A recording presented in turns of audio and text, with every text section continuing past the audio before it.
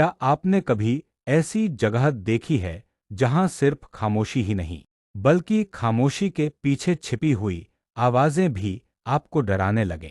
जहां दीवारें सिर्फ ईंट और पत्थर की नहीं, बल्कि उनमें कैद आत्माएं आपकी हर हरकत पर नजर रख रही हों। अगर नहीं, तो आज मैं आपको एक ऐसी सच्ची घटना सुनाने जा रहा हूं जो आगरा की सबसे रहस्यमय और डरावनी जगह से जुड़ी है, भूतिया हवेली। लेकिन कहानी शुरू करने से पहले एक बात याद रखिए। अगर आपको यह कहानी डराए और आपके रोंगटे खड़े हो जाए, तो इस वीडियो को लाइक और सब्सक्राइब जरूर करें, क्योंकि यह सिर्फ कहानी नहीं है, बल्कि एक चेतावनी है कि ऐसी जगहों से दूर रहना क्यों जरूरी है। आगरा के बाहरी इलाके में पुराने किले के पास एक हवेली खड़ी थी जो पिछले 50 सालों से वीरान पड़ी थी। उस हवेली को लोग ठाकुर हवेली के नाम से जानते थे। कभी यह हवेली इलाके की शान थी, लेकिन अब वहां सिर्फ टूटी खिड़कियां, मकड़ी के जाले और अंधेरा ही अंधेरा था।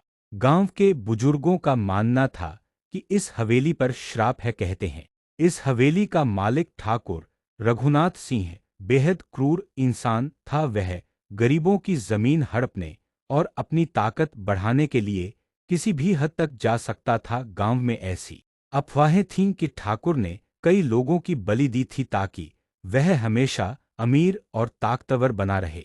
लेकिन ठाकुर की मौत अचानक और रहस्यमय तरीके से हुई। उस रात हवेली में एक भव्य पूजा का आयोजन हुआ था। हवेली के अंदर सैकड़ों दिए जल रहे थे, चारों तरफ शंख और घंटियों की आवाज गूंज रही थी। लेकिन आधी रात होते ही अचानक सब कुछ शांत हो गया। अगले ही पल हवेली के अंदर से इतनी भयानक चीखें आईं कि पूरे गांव के लोग डर के मारे घरों में दुबक गए। सुबह जब लोग हवेली पहुंचे तो उन्होंने देखा कि ठाकुर का शरीर टुकड़ों में बंटा हुआ पड़ा है और उसकी आंखें पूरी तरह गायब थीं। उस दिन के बाद से हवेली हमेशा के लिए वीरान हो गई। लोग कहते हैं कि ठाकुर की आत्मा आज भी हवेली में भटकती है और जो भी हवेली में कदम रखता है वह कभी सुरक्षित वापस नहीं आता। गांव में 3 दोस्त रहते थे, रवि, अजय और सुनील। तीनों बचपन से ही इस हवेली के किस्से सुनते आए थे। रवि थोड़ा बहादुर किस्म का था और वह हमेशा भूत प्रेत की बातों को मजाक समझता था। अजय डरपोक था, जबकि सुनील इनके बीच का था, कभी मानता था कभी नहीं। एक रात रवि ने कहा, यार हम लोग कब तक इन कहानियों को सिर्फ सुनते रहेंगे? मुझे लगता है ये सब झूठ है। क्यों न हम आज रात हवेली चलें और खुद सच्चाई देखें। अजय का चेहरा तुरंत पीला पड़ गया। तू पागल है क्या? लोग कहते हैं जो भी वहां गया वो कभी वापस नहीं आया। रवि ने मुस्कुराते हुए कहा, डरपोक तू डरता रहे, लेकिन मैं सच देखने जाऊंगा। अगर तू नहीं चला तो मैं अकेला चला जाऊंगा। अजय ने सुनील की तरफ देखा। सुनील ने कुछ देर सोचा और बोला, ठीक है मैं चलूंगा, लेकिन हम तीनों जाएंगे। और हाँ, अगर कुछ भी गड़बड़ लगी तो तुरंत वापस लौट आएंगे। अजय मजबूरी में मान गया। रात के करीब 11 बजे तीनों दोस्त टॉर्च, कैमरा और मोबाइल लेकर हवेली की तरफ चल पड़े। पूरा रास्ता घना अंधेरा था और ठंडी हवा उनके शरीर में सिहरन पैदा कर रही थी। जब वे हवेली के दरवाजे पर पहुंचे तो देखा कि विशाल लकड़ी का दरवाजा टूटा हुआ था। दरवाजे पर जंग लगा बड़ा ताला लटका था, लेकिन अजीब बात यह थी कि ताला बंद नहीं था। लगता है कोई हाल ही में यहां आया था, सुनील ने कांपती आवाज में कहा। रवि ने दरवाजा धक्का देकर खोला।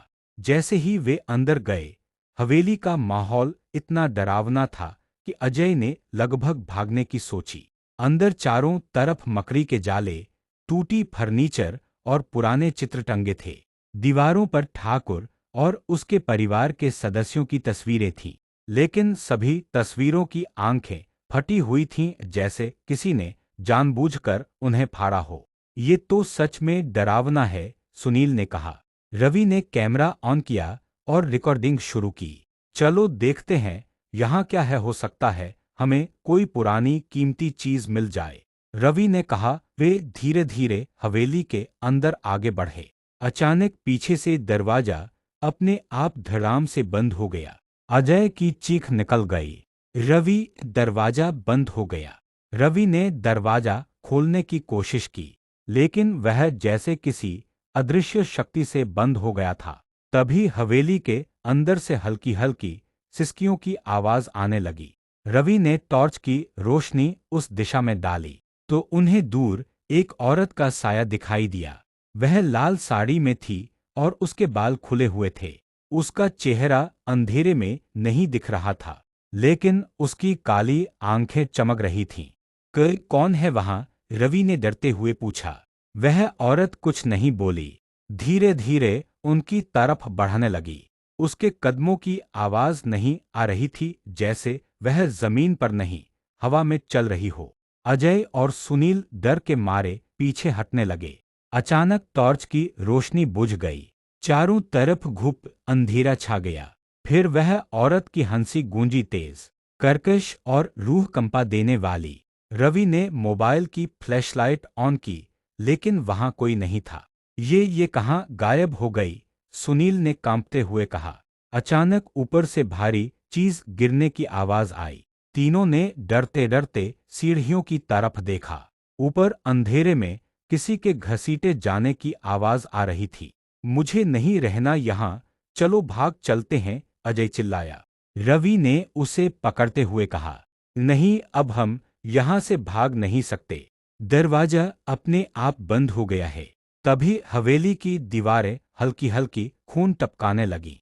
अजय ने कांपते हुए कहा, हे भगवान, ये क्या हो रहा है?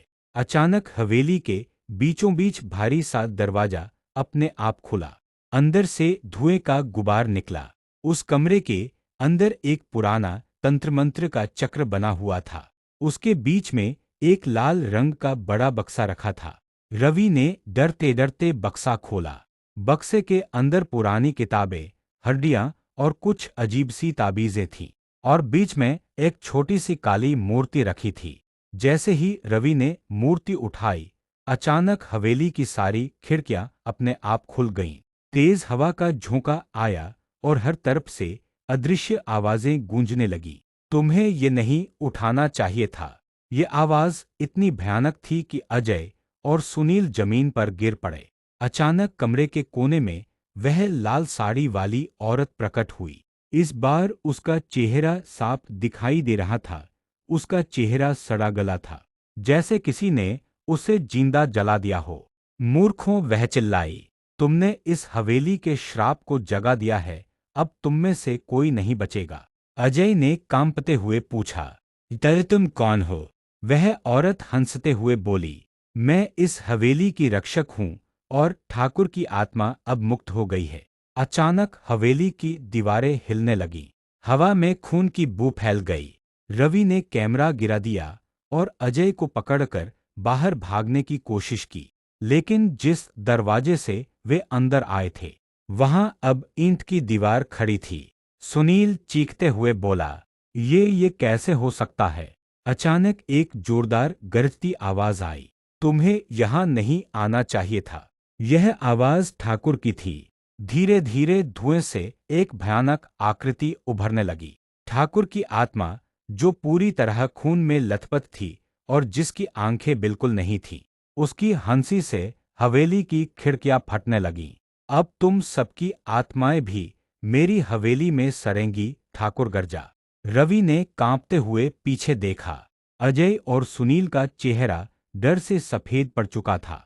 उन्हें समझ नहीं आ रहा था कि वे जिंदा बाहर निकल पाएंगे या नहीं। पिछले भाग में आपने सुना कि कैसे रवि, अजय और सुनील आधी रात को उस पुरानी वीरान हवेली में गए और वहां उन्होंने ऐसी डरावनी घटनाओं का सामना किया जिसने उनकी रूह तक कंपा दी।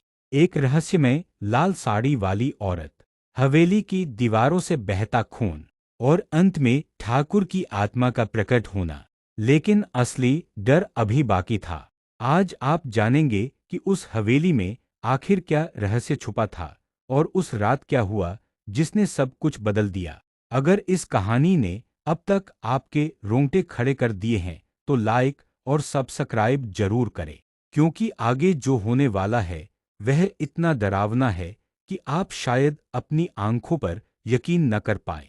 धुएं में लिपटी ठाकुर की आत्मा और भी भयानक रूप ले रही थी। उसका चेहरा पूरी तरह खून से लथपथ था और उसकी आंखों की जगह सिर्फ खाली गड्ढे थे। उसके हाथों में एक पुराना जंग लगा तलवार थी।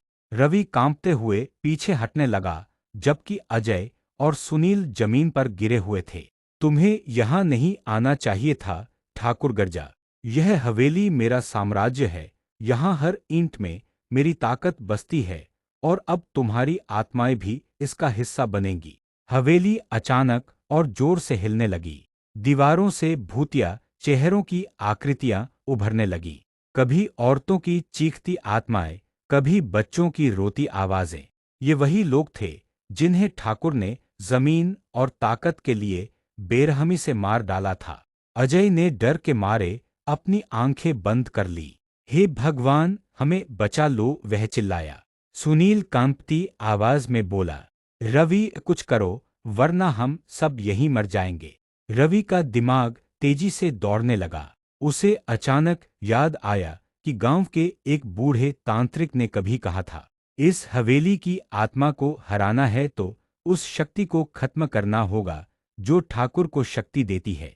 वह शक्ति किसी वस्तु में कैद है, उसे नष्ट कर दो, आत्मा खुद ब खुद समाप्त हो जाएगी। रवि ने इधर-उधर नजर दौड़ाई और उसकी नजर उस काली मूर्ति पर पड़ी जिसे उसने पहले बक्से से निकाला था। उसे एहसास हुआ कि यह मूर्ति ही ठाकुर की शक्ति का स्रोत है। सुनील, अजय, हमें उस मूर्ति को नष्ट करना होगा, रवि चिल्लाया। लेकिन ठाकुर यह सुन चुका था। उसने जोर से गरजते हुए कहा, मूर्खों, अगर तुमने उसे छुआ तो मैं तुम्हारी आत्माओं को टुकड़े टुकड़े कर दूंगा। अचानक हवेली की दीवारों से लंबी काली परछाइयां निकलने लगीं और उन तीनों की तरफ झपट पड़ी। रवि ने हिम्मत जुटाई और मूर्ति की तरफ भागा, लेकिन एक परछाई ने उसे पकड़ लिया। वह इतना ठंडा था कि रवि की सांसें जमने लगीं। अजय ने हिम्मत करके पास पड़े लकड़ी के डंडे से उस परछाईन पर वार किया। परछाईन कुछ पल के लिए गायब हो गई और रवि छूट गया। रवि, जल्दी मूर्ति उठाओ, अजय चिल्लाया। रवि ने मूर्ति उठाई और देखा कि वह गर्म हो रही है, इतनी गर्म कि उसकी हथेलियां जलने लगीं। लेकिन उसने हिम्मत नहीं छोड़ी। लाइक और सब्सक्राइब करना मत भूलना, क्योंकि अभी असली खेल शुरू होने वाला है, रवि ने कांपती आवाज में कहा। उसके चेहरे पर डर भी था और गुस्सा भी। अचानक लाल साड़ी वाली औरत फिर प्रकट हुई।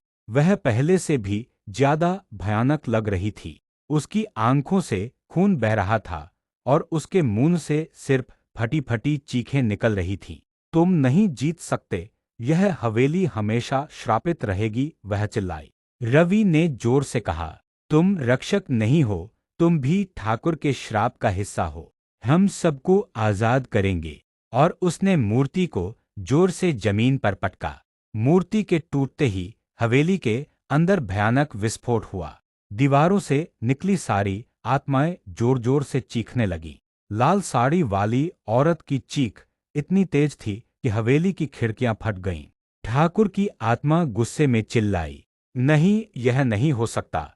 उसका शरीर धीरे धीरे राख में बदलने लगा। हवेली का हर कोना हिलने लगा, जैसे वह खुद को तोड़ रही हो। रवि, अजय और सुनील ने भागने की कोशिश की। इस बार उन्हें दरवाजे की जगह साफ दिखी। वह अब खुला हुआ था। वे पूरी ताकत लगाकर हवेली से बाहर भागे। जैसे ही वे बाहर निकले, हवेली के अंदर जोरदार धमाका हुआ और वह पूरी तरह ढह गई। गांव के लोग भागकर वहां आए।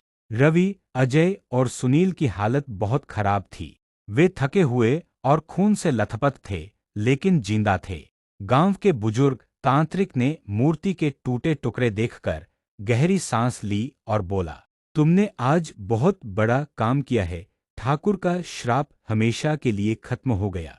अब उस हवेली की आत्माएं मुक्त हो गई हैं। रवि ने कांपती आवाज में कहा। लेकिन उस लाल साड़ी वाली औरत का क्या हुआ? तांत्रिक ने गंभीर स्वर में कहा। वह ठाकुर के सबसे बड़े पाप की रक्षक थी। जब मूर्ति टूटी तो वह भी मुक्त हो गई। अब वह कभी वापस नहीं आएगी। अजय और सुनील रोने लगे। हम जिंदा वापस आ गए, ये चमत्कार ही है, अजय ने कहा। रवि ने आसमान की तरफ देखा और धीरे से कहा, लेकिन यह कहानी यहीं खत्म नहीं हुई है। इस हवेली का इतिहास कभी नहीं मिटेगा। हो सकता है कहीं न कहीं कोई और ताकत इस रहस्य को दोबारा जगा दे।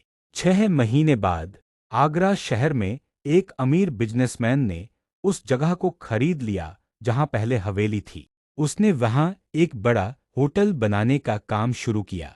मजदूरों ने खुदाई शुरू की, लेकिन तीसरे दिन एक मजदूर ने अचानक जोर से चीख मार दी। वह डर के मारे कांप रहा था। उसके हाथ में वही काली मूर्ति थी जो टूट चुकी थी, लेकिन अब वह मूर्ति फिर से सही सलामत थी। उसने घबराते हुए कहा, सर, ये मूर्ति खुद जमीन से बाहर आई, जैसे किसी ने इसे हमें देने के लिए ऊपर धकेला हो। बिजनेसमैन ने हंसते हुए कहा, अरे ये तो कोई पुरानी चीज होगी, इसे संभाल कर रख दो। लेकिन उसी रात होटल की नींव से फिर वही अजीब आवाजें आने लगीं, चीखें, सिसकियां और वही भयानक हंसी। और इस बार वह आवाज सिर्फ हवेली तक सीमित नहीं थी, बल्कि पूरे इलाके में गूंज रही थी।